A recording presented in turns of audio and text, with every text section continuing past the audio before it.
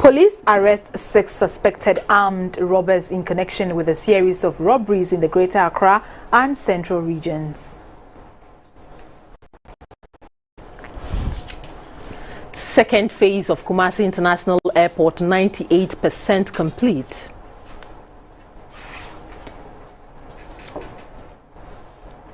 It's a wrap on Kwewu 2022 Paragliding Festival.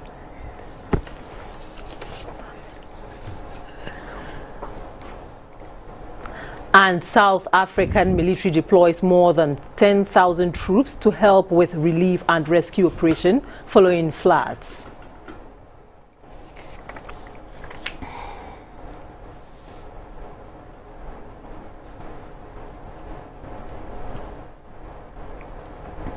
Good evening, welcome to News Hour live on GBC News, the News and Governance channel. We are also live on GTV, streaming live on Facebook and YouTube at Ghana Broadcasting Corporation. My name is Micheline Taka. I am Rahmatu Mahmoud Jawando. The police have arrested 6 suspects in connection with a series of robberies, including carjacking in Greater Accra and Central regions. The arrests were made through a targeted intelligence-led operation between April 15 and 17, 2022. The 6 suspects, Jibrila Musa Elias Dantori, Hussein Sampa, Daniel Akwa, Jonathan Sechi, Mike Ojo and Ade Adebanjo, were arrested at various locations across the 2 regions. The police, in a statement signed by its Director, Public Affairs, Superintendent Alexander Oben, said items retrieved so far from the suspects are 1 locally manufactured gun, 1 foreign pistol, a cache of ammunition, 2 iPhones and 4 wristwatches. One of the stolen vehicles has also been retrieved. The police said the suspects have, during interrogations, admitted to involvement in robberies over the years and are helping the police in investigations. Police further indicated that it has made contact with some of the victims as part of its strategy to give them closure with regard to their unpleasant experiences with the armed robbers. The police is assuring the public of its commitment to providing a peaceful and safe environment for all Ghanaians. The second phase of the Kumasi International Airport is about 98% complete, and the Ashanti Regional Security Council RECSEC is happy about the security installations so far. The security installations are currently being tested to receive international flights by August 2022. This was disclosed during an inspection tour of the facility by RECSEC. The $75.23 million second phase of the expansion project involves the construction of a new passenger terminal and multiple service facilities at the airport. The new terminal will have the capacity to handle more than 1 million passengers a year upon its completion.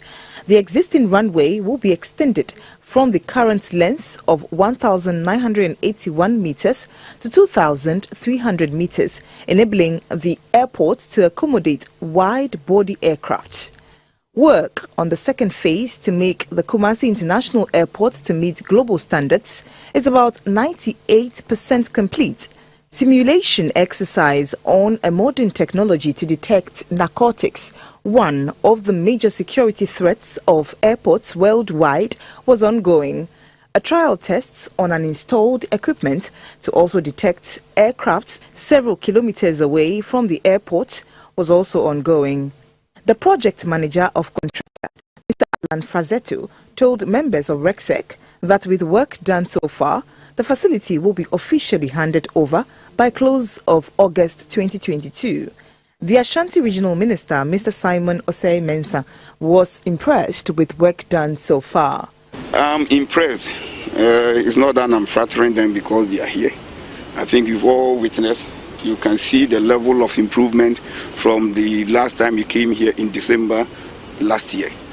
As they promised, it means we are even going to go live earlier than they said.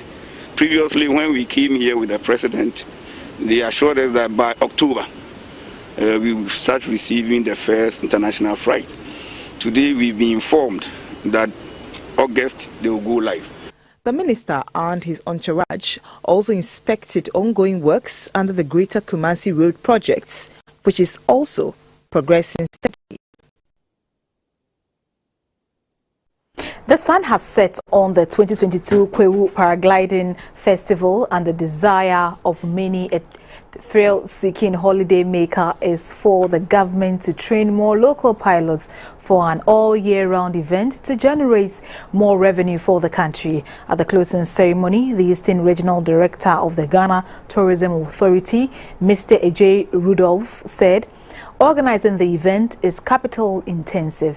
He therefore appealed to corporate organizations to support them whenever they seek sponsorship. There were more than 100 passengers with 13 paragliding pilots, including 2 Ghanaians at the event. Paragliding is an aviation sport enjoyed by hundreds of people around the world. It is very popular in Europe, where there is an estimated 400,000 pilots. Paragliding flights may be performed by a single pilot or an experienced pilot together with a passenger with no flying experience attached to the same canopy. The Eastern Regional Director of the Ghana Tourism Authority, Mr. Ajay Rudolph, in his closing remarks, commended all who contributed in diverse ways to the success of the program. It's been largely successful, and we can just hope and pray that we'll build on what we've done now to do it much more better. One of the pilots from USA, Mr. Chuck Smith, described the Odrianoma paragliding field as one of the best in the world. He, however, urged the Ghana Tourism Authority to plant carpet grass on the landing site to cushion the landing better. The launch facility here on the mountain is beautiful, world class, can't be better. What we need to concentrate on is the landing area down there in Nkoko, in the sports stadium. Good grass, and we need big open area, because if we don't have a place to land, we can't fly. Some of the patrons shared their experiences with GBC News. And it was just awesome, exciting. I don't know what to say. Yeah, it was really awesome. We came here, wow, and the people greeted us and showed us where to go. And it was really easy, actually. We just could talk to the pilots, and they did the rest, basically. It was very fun. Oh, my goodness. It was really beautiful. I think it's a one-of-a-lifetime experience, and everyone should come and do it. Amazing. It was still a unique one. I mean, the 10 minutes I spent there, I'm definitely coming back.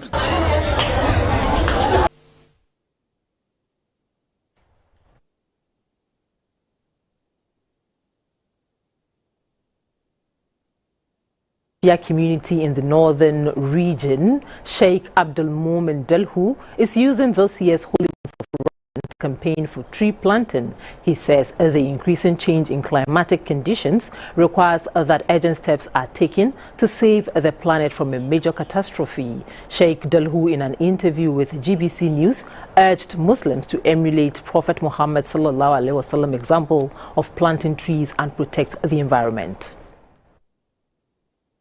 The northern region has witnessed unusual rainfall patterns.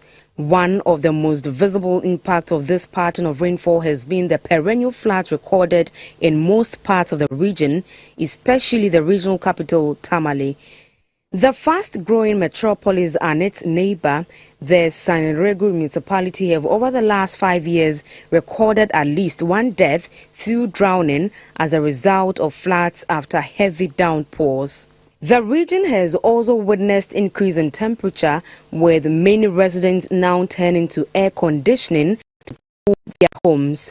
The Energy Technology Center of the University of Development Studies warns that the situation is leading to unsustainable use of energy. The head of the center, Mr. Isahaku Mubarak, has advised that residents increase tree planting to address the increasing temperatures. Tree planting is part of our way of life. Trees have become an integral part of our everyday life because it's contributing to reducing the greenhouse gas effect. Although the earth cannot be without the greenhouse effect, but if it's not, we don't manage the emissions at a control rate or in a sustainable way, it becomes detrimental to our own survival. And the trees are the easiest greenhouse gas effect absorbers. The leading of the Shai community in the northern region, as the Zango chief of Tamale, Sheikh Abdul Mumin Dahu, is using this year's holy month of Ramadan to campaign for tree planting, saying it has both physical and spiritual benefits. The trees, they serve as the lungs of the earth. So can you imagine a living body without lungs? So we need to encourage to have more plants. And the heat that we are experiencing, obviously, will come to the minimum. Plant trees when you are happy. If your wife delivered for the outdooring, you plant tree. For any wedding, plant tree. Funeral as well, you plant tree. If you are happy that you are in Ramadan for the life given to you, please plant tree. We should cultivate that habit. Despite the sensitization, tree planting in the northern region remains a Herculean task due to the scarcity of water.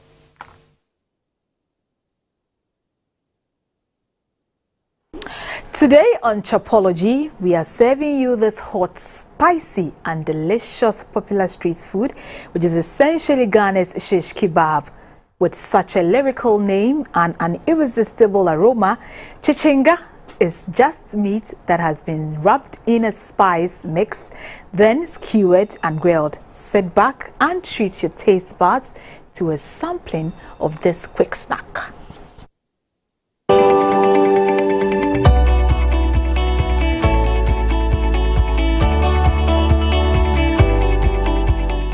Chichinga, Ghana's kebab. Small in size, big in flavor, and with a variety of meat to choose from, this snack always gets the taste buds going. This hot spicy peanut marinade is amazing on just about any meat: beef, chevron, mutton, chicken, and even sausage. However, chevron, or what many call goat meat, is typically used for preparing chichinga. They just as how you take your meal in the day. You know, someone can eat heavily, someone too cannot eat heavily. So it depends on you yourself how you wish to take it. Someone can take 2, someone can take more than 2. So it's individual different. The ingredients are meat, onions, spices, and yadzi powder, or what we call the kebab powder. The main ingredient, which is meat, is washed and diced according to one's preference, usually small enough to make it manageable on the skewer. Next, there is a marinade, which is commonly made of various traditional spices including garlic, onions, ginger and chili, blended to a thick paste and added to the diced meat. It is left to marinate for a while.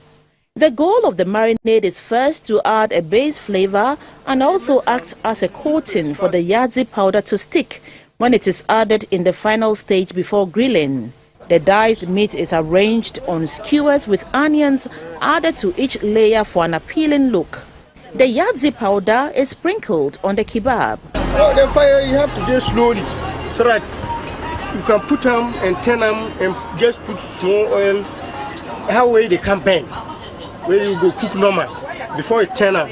With skewers made, throw them on the grill for a few minutes on each side and timed to prevent burning. 5 minutes is enough for it. Sometimes the meat will give nutrition. So when you make it keeps long on the fire too, the nutrition in the food. So at least 5 minutes is enough. The reason is to prevent the meat from burning. Voila! You have made yourself a fresh rack of delicious chichinga.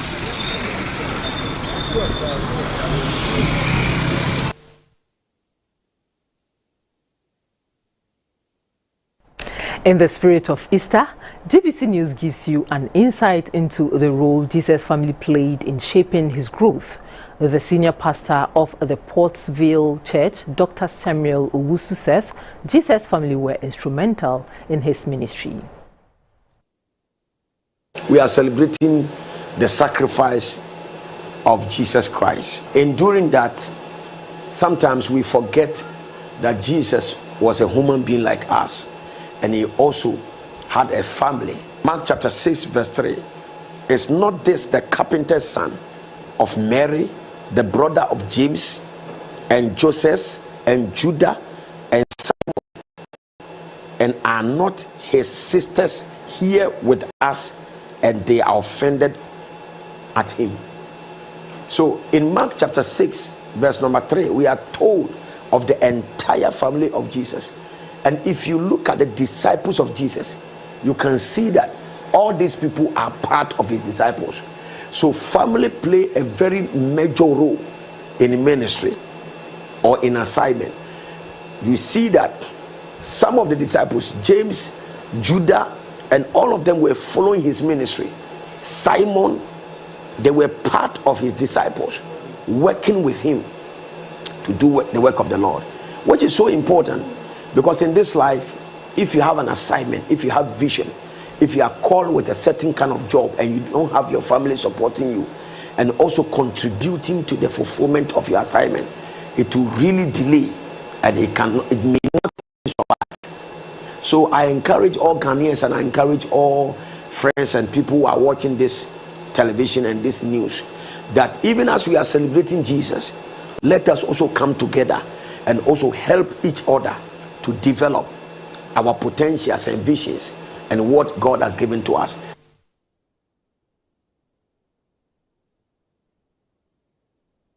Jehovah's Witnesses have observed the memorial of Christ's death, focused on how Jesus' life and death can benefit all. Also called the Last Supper or the Memorial, it is the most sacred event for Jehovah's Witnesses worldwide. Shirley Baywa reports. Jesus instituted the Lord's evening meal on the date of the Jewish Passover, and he died later that same day.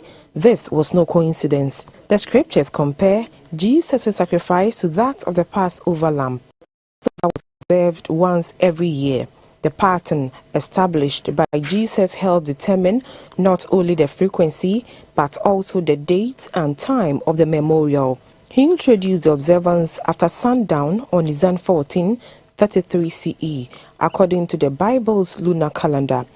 Likewise, the memorial of Jesus' death was observed once every year by the early Christians, and Jehovah's Witnesses follow that same Bible-based pattern.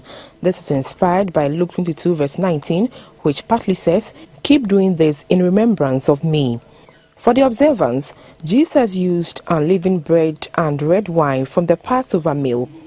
Following his example, Jehovah's Witnesses use bread without leaven or added ingredients and plain red wine. The main feature of the memorial was a talk that reviewed the importance of Jesus' death and how we can benefit from what God and Christ have done for us. Based on the ransom, Jehovah has made a provision for mankind to enjoy perfect life on earth. Even though our first parents, due to their disobedience, lost the beautiful privilege. But based on the ransom, Jehovah has given us hope that we will enjoy a perfect life which he gave to our first parents. And the memorial is for everybody. The memorial of Christ's death calls attention to the great victory Jehovah God gained over Satan and what Jesus Christ did for us. It also highlights the example Christ set for his followers. For GBC News, Shirley Baywa reporting. An appreciation service has taken place in Accra for more than 2,000 family members of both dead and living retired Ascension ministers of the Apostolic Church Ghana. They each received a plaque of honor and a cash token for their service to God and the church. Honoring presentations were made to the families of the deceased and surviving leaders of the church since 1985, when the church in Ghana was granted autonomy from the United Kingdom Administrative Authority.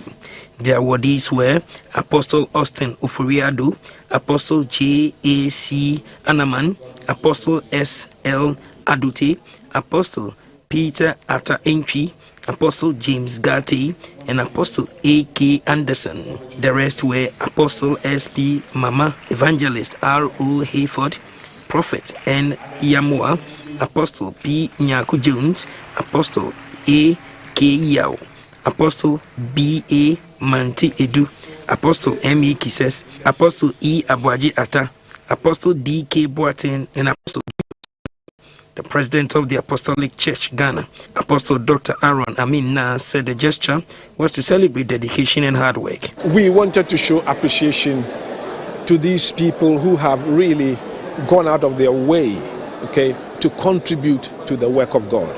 We want to appreciate them so that they know that we are grateful for what they've done. We selected just a few. We have many people in that same circle, and we believe that in due time they will also be honored. The ministers were grateful to God and the church for the opportunity to serve, as well as the honor done them at the event.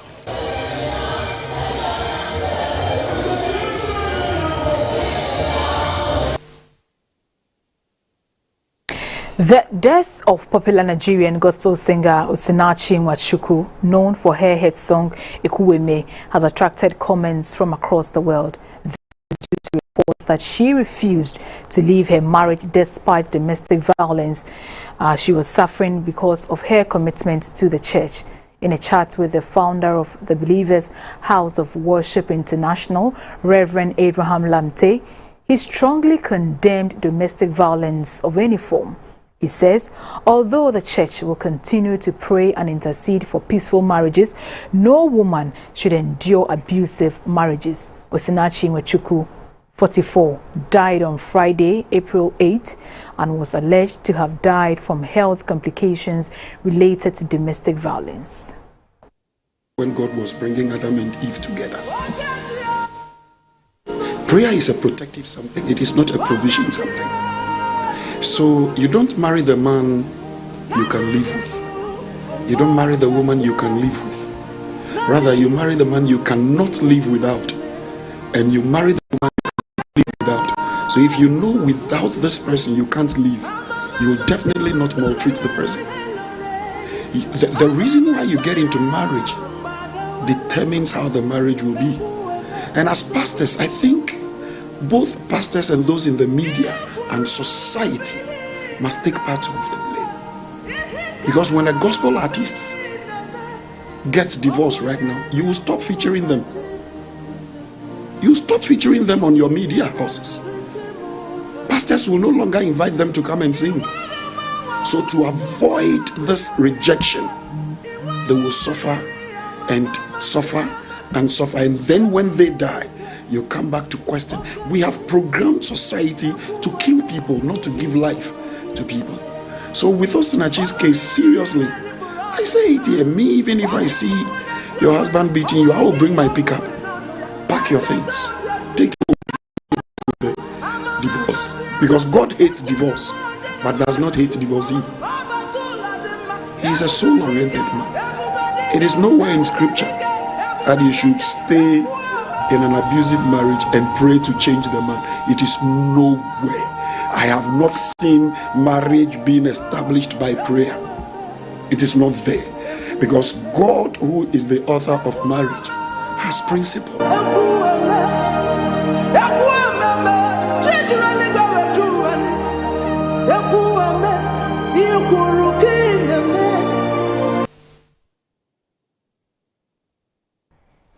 The remains of the 8 Fulani herdsmen who were killed at Zakolia community in the Yendi municipality of the northern region have been laid to rest at Tamale in accordance with the Islamic religion. The deceased were identified as Malam Osman, Alaji Bakum, Yaya Jalu, Kadiri Jalu, Umar Jalu, Haruna Jalu, Shaibu Wubi, and an unknown person. Last Wednesday, April 13, some unknown persons besieged Zakudi, a nomadic settler community, and killed 8 persons. 4 other people sustained gunshot injuries and are receiving treatment at the Yendi Government Hospital. On Sunday, April 17, 2022, the Vice President, Dr. Mahmoud Baumia, presented 60,000 cedis to the bereaved families and the injured. The Vice President made the presentation when he visited the community to commensurate with the bereaved families. The Chief of Zakodi, Na Abubakari and Dani, received the money for onward disbursement to the affected families.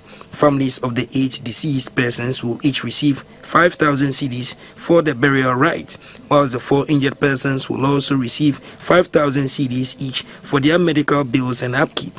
Dr. Baumia gave the will dispatch relief items within the week to the community to support the victims. Still to come in this package, we have business, sports, and entertainment. Do stay.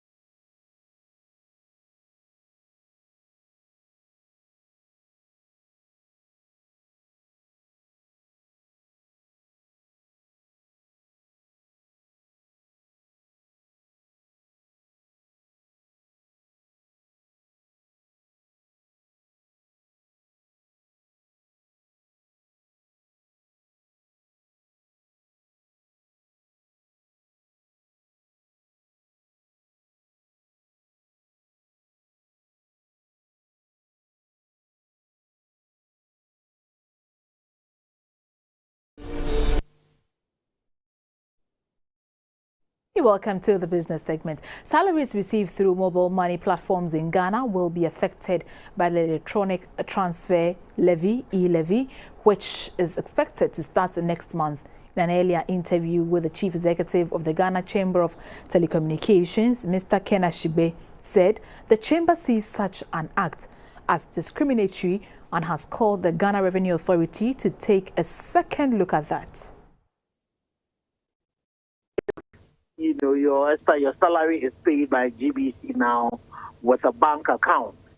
You would have paid your PAYE on it. There will be no e-levy on it. But if GBC decides to pay you through your mobile money, you know, then you'll be taxed. So we believe that's discrimination. And it's something that we are asking GRA to be able to look into. And so the whole issue, and if you look at it, the law is silent about corporate mobile money accounts, but the law talks about, you know, transfers to a bank, individual person's bank account. That's also another source of discrimination, because we know that there are a lot of corporate bodies that are also involved in you know, using mobile money to do their transaction and all of that. And if these corporate bodies are registered for taxes and all, we think then that, you know, there should be no discrimination. If the banks are also exempt, then people who use mobile money or the fintech services that are corporate, and they can demonstrate the fact that they pay their taxes on a regular basis, the same exemption should apply. Starting off with 4,600 cedis per ton in January 2022, iron rod is currently selling at 6,200 cedis at the same retail outlets in Accra. Traders say the situation could have been worse if not for the timely intervention of government's $2 billion investment aimed at strengthening the cedi against the dollar on the international market, a major regulator of prices of general goods and services in the country. The global economic shock within the last 2 years has crippled almost every economy across the world, and Ghana is no exception. Kickstarting the year a 5% economic growth rate and an expected inflation rate between 8 and 10%, Ghana's economy was projected to be buoyant among its peers in the sub-region. However, unforeseen circumstance from Russia's invasion in Ukraine has not only disrupted supply chain of building materials such as iron rods from Ukraine, but also fuel hike with its attendant transport fares.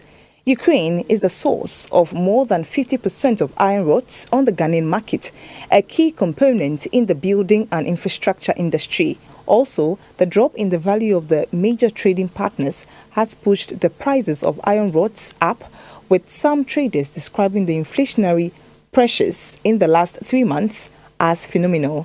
Checks conducted by the news team at some retail centers in Accra indicate that currently an 8mm rod costs 12 cedis, 70%, while that of 20mm is pegged around 140 cedis. A supervisor at Easteron Ventures at Pokuasi, Mr. Bright Asempa, said the announcement by the government to inject $2 billion into the economy to stabilize the local currency is gradually being felt along the value chain. It started shooting up subsequently to 4,800, then from 4,800, then shoot up to 5,400.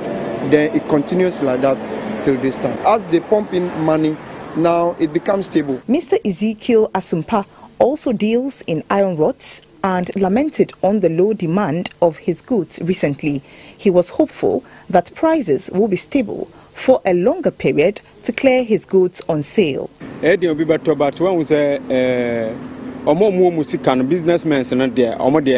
affected market woman. I feel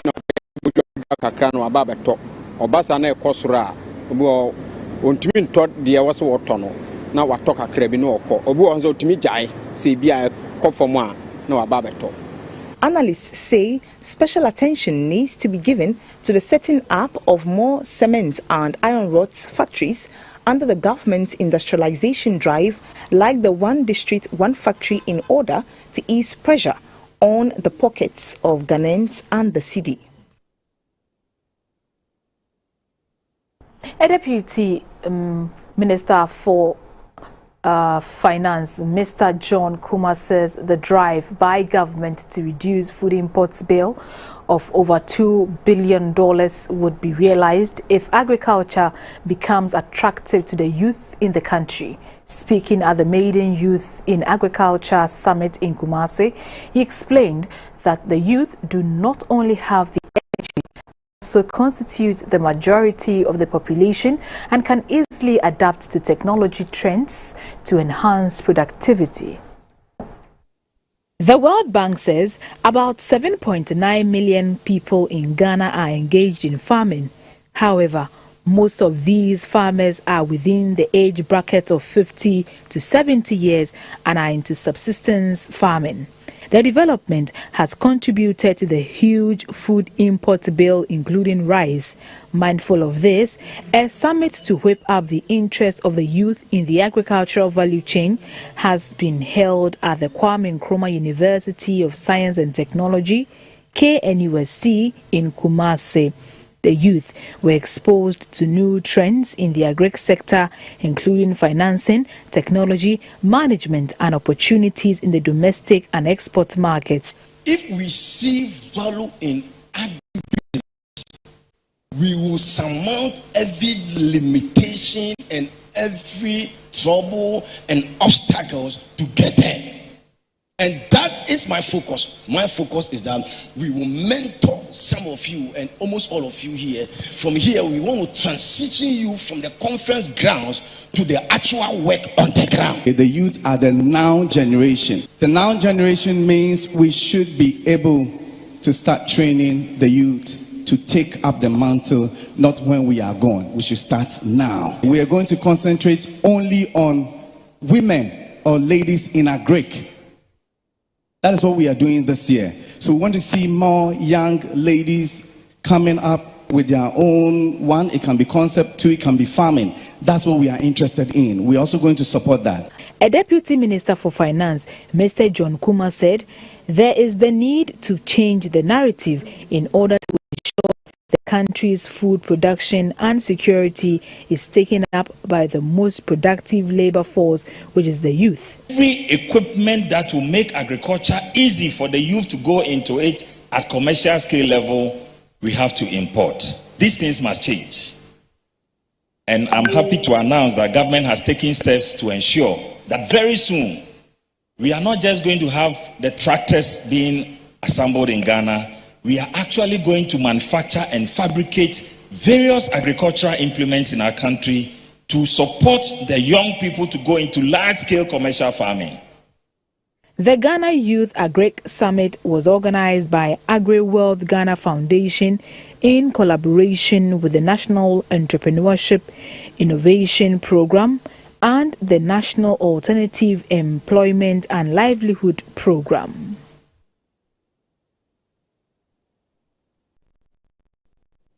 That's all for business.